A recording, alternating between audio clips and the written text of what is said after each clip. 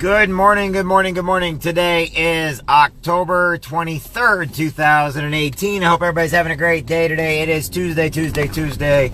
How can I be the most annoying person in the world for you today? I hope each and every one of you is having a God-given great day.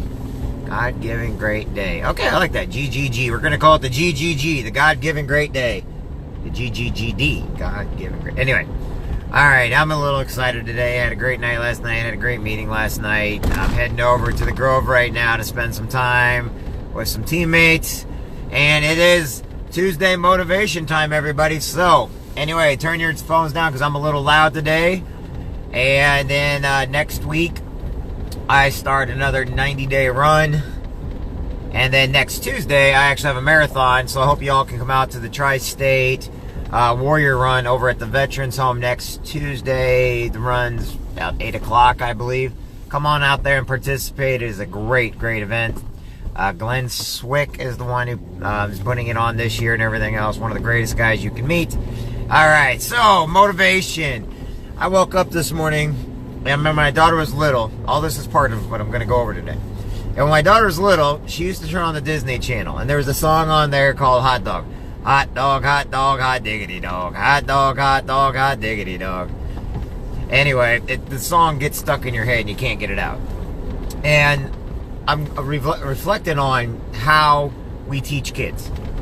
You know, what is the motivation behind how we teach kids, what we teach kids, where we teach kids, why, and the justification on teaching kids. All right, I'm trying to tighten up my phone stand. So what it is everything is muscle memory, just like in the Marine Corps, just like everything we do. If you're going to go into welding, you may love welding, but you're going to be welding so much that you're going to hate it. It's kind of like when they go in the Marine Corps. When you start shooting with your dad at a young age, you go out hunting, and you go out with your rifle, and whether you're duck hunting, goose hunting, bow hunting, shotgun, whatever it is, you shoot a lot. That's great. It's great. You never want to waste ammunition. You never want to waste. So it's a little bit harder to become really proficient in what you're doing because it costs money and it's for fun and it's just bonding time. However, when you get in the military or when you're a kid and you're going over a bunch of stuff, you're like, oh, I get to shoot. Problem is, in the military, they have you shoot so much, so many times, so many rounds over and over and over, plus clean your weapons over and over and over again. You hate it. Literally, I can honestly say that I love shooting weapons, but I can honestly say that, in fact, Glenn Swick just sent me something. Hey, Glenn, I love you, buddy. If you're on this live feed, like I said, Tri-State Warrior Run, and we will have volunteers for you. They're looking for volunteers, too. All right, going back to what I was saying now. Muscle memory is all about doing something over and over and over again until you hate it, but then you love it again. Now, what does that mean? That means you may have to drink water instead of soda. That means that you got to write resume after resume after resume with improving on little key details. But the whole idea is you keep the same thing going. So you have consistency, proficiency. Consistency equals proficiency. And so after a while, you get so good at it that it comes second nature to you. Okay? So then when you go out, you're no longer shooting rifle, but when you go into combat or you go into, like Michael Phelps, he swam so much, I can guarantee there were times he hated swimming. I guarantee you when he took a break from swimming, it was because he hated it. Not the idea of swimming, but the idea that he had to train a certain way over and over and over again until he could train his muscles to do it without even thinking. In other words, your muscles have a brain, and that brain inside your muscles, if you get it going, no matter what, it comes second nature. In other words, you don't think. It's like a firefighter rushing into a fire. They train so often, so much to rush into fires, knowing they won't do it on their own. Now, what does this mean for you? Every day you go out there in life and you want something, how failure and success work is this. You're going to fail the first time you stand up to walk for the first time. You're going to fall, just like a baby. Understandable. That's great. The reason why it's great is because you at least attempted it. But guess what? Nobody's sitting there telling a baby that, oh, by the way, if you don't get up. No, they just do it. They just get up and they do it. Why? Because they want to go, go, go. Just like me. I get up and I go, go, go. Do I care if people like it or not? No, because it's all about muscle memory. It's all about doing things over and over and over again till you become successful. You see, success, all you need to be is successful one time. Okay? All you have to do is be successful one time. Everything else is working up to that. So that muscle memory, when you're shooting, the reason why they teach you not to shoot from your hip or off your daddy's shotgun, it's an old inside joke, is because when you're out there and you actually get into the 5 minutes of whatever it is you're doing, for whether it's combat, sports, or something else, you have exactly 30 seconds, like on the wrestling mat, okay? You only have a couple seconds to actually do the maneuvers, do the moves, to be able to, you know, to do everywhere from fireman's carries to jack wizards to, you only have X amount of time to execute it. So when you get in front of somebody to get a job, okay, when you get in front of somebody to get a job, if you're not used to getting in front of somebody, you may stumble all over your words and they may not hire you.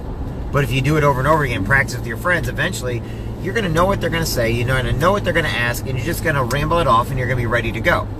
If you're in sales, you got to practice your pitch. You got to know exactly what you're going to say to people. If you don't, you can throw up all over them. Okay? Now, the other people, it's kind of like when you're in the Marine Corps. If you go in the Marine Corps and you're learning how to fire, you know what? Guess what? All these people say, oh, I'm better than the Marine. No, you're not. You're not better than anybody in the military. Would you like to know why? And it has nothing to do with our training that became Marines. Because we practice so much, so often, and with each other, overall, we will be consistent and accomplish every mission because we practice so long, so hard, that we even hate what we're doing. However, when you go out there to get a job, you're teaching your kids. You're teaching your kids to read and write, just like reading and writing. I hated it when I was a kid. Why? Because I wasn't good at it. Why wasn't I good at it? Because I didn't know how to do it. Just because you don't know how to do something doesn't mean you cannot learn.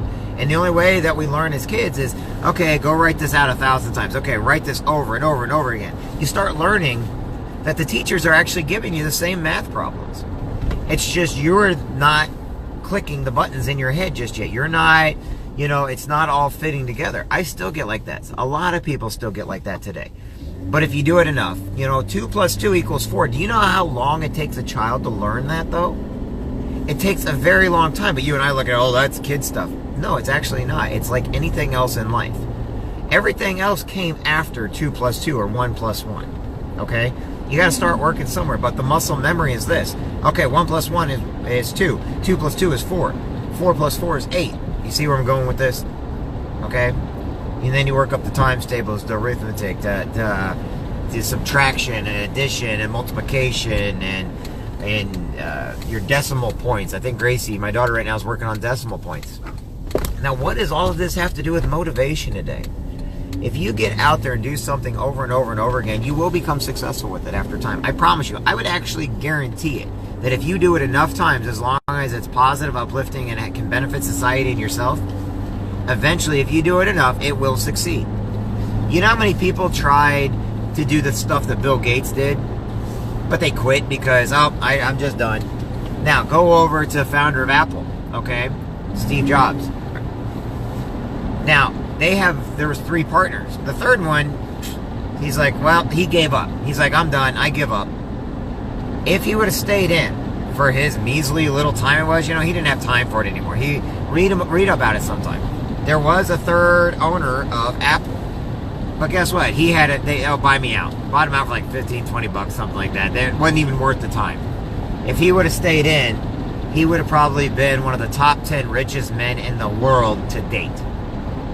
But he decided not to use muscle memory. He decided to give up. He decided to give in to the people around him that were negative, that were antisocial. They were like, oh, you can never do it. You can never do it. And guess what? I guess he wasn't around the right people to build up his dreams, to be like, no, you know what? You love this so much. Do it, do it, do it. You love it. Do it. Instead, he probably had people being like, oh, what? You're a millionaire now? Oh, you a millionaire now? Oh, you're making millions off that garage sale, you know, when you were in the garage building that Apple computer. Oh, no, you know what he could say today? If his friends would have been like building him up, he could have said, no, I'm a billionaire.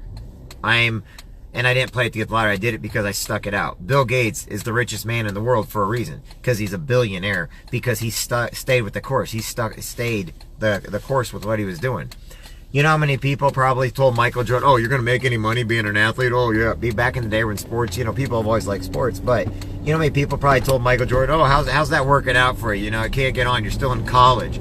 Well, you know, you might as well go get a real job. Go get a factory job. Go get a job that, you know, and Michael Jordan looked at it and I'm like, no. So now today they can say, hey, so how much Michael Jordan, I think, is worth $1 billion someday.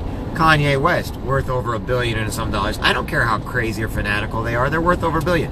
Martha Stewart goes to jail and is worth over $1 billion because she stayed the course. Now, does that mean what she did with insider trading was right? No. But most of us don't even understand what that even is. Now, why do I say these people? Why do I bring up people like Brian Carruthers, who basically millions of dollars a year, but it means nothing to him? It's because they stayed the course. They believed in what they did. They love what they do. Okay?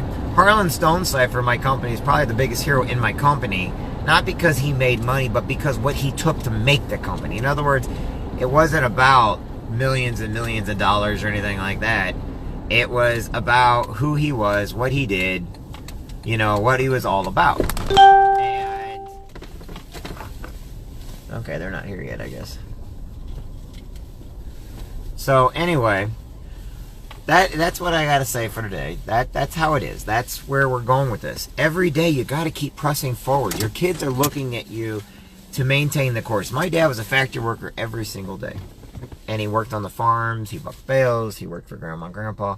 He did what it took for as long as it took to make sure that he had food on the table for everybody else. But now you got people out there right now, they're so down on people's dreams or ideas, or they don't support them. You don't have to buy something to support somebody. You don't have to, but if you want to support them, just like, no, I believe in what you're doing, just keep it up. You know, it may not be for me, but man, you are doing awesome. So, 2 things of this one today. Number 1, keep the course. Don't give up on yourself. Don't let others bring you down. Second, even if you don't agree with somebody, always support their dreams. Support what they're doing. Because one day your kids are going to come to you with something you never even thought imaginable. And you're going to be like, and all they're wanting is your support. Now, kids more like, well, I want some money too. But you just have to support them with what they do. Because you matter. They matter. The people around you matter. And you know what? Who cares what other people say, think, or do? What matters is you're important. Anyway, my name is Jeffrey Jansen. I got to go in here real quick. And I look forward to talking to each and every one of you later. You all are awesome. Every one of you is important. And you just need to know that. Talk to everybody later.